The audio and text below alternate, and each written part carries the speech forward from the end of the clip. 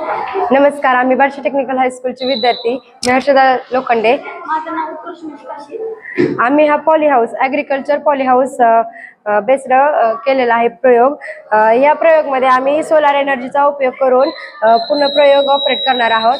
आणि या प्रयोगमध्ये आपण कुठल्याही ऋतूमध्ये कुठलीही शेती करू शकतो. जसे की काश्मीरमध्ये फक्त आपण आणि दुसरीकडे जर बघितलं तर दुसऱ्याकडचं वातावरण त्याला सुटेबल नाहीये. त्यामुळे आपण काश्मीरमध्ये जे ऍपल तयार करतात ते टेम्परेचर मेंटेन करून यामध्येही आपण ऍपलची शेती करू शकतो. आणि इथे आपण सेन्सर्स यूज केलेले आहे जेणेकरून आपल्याला टेम्परेचर कळेल. थर्मोसेन्सर यूज केलेला आपण, त्याने आपल्याला टेम्परेचर कळतंय. आणि इथं मोटर पण यूज केलेली आहे आणि सगळं ऑटोमॅटिकली चालणार आहे. मोटर कशासाठी यूज केलेली आहे? कारण की जर आपल्याला आपलं जे पीक आहे त्याच्यासाठी जर पाण्याची आवश्यकता भासली तर ते ऑटोमॅटिकली त्याला पाणी देणार.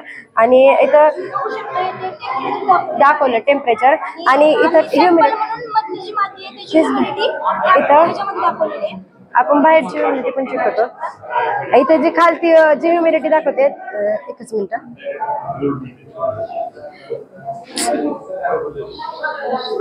इथं खालती त्याची ह्युमिडिटी दाखवते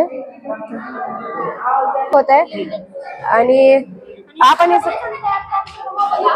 त्यामुळे सगळं सिम वरती चालत आहे.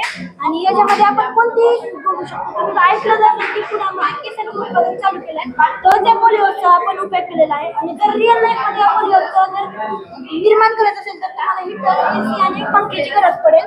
आणि जर बदली हवा जर मॉइस्ट झाली तर ड्राय करण्यासाठी आम्ही याचा मोटरचा उपयोग केलाय.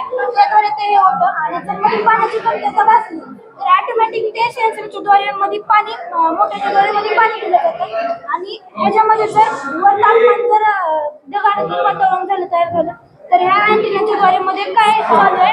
आणि जर आपण शेती केली असेल तर ऊन पडला तर आपल्याला तिथे याची त्यासाठी ते मेंटेन आपण करू शकतो, प्रोटेक्ट करू शकतो त्यानुसार.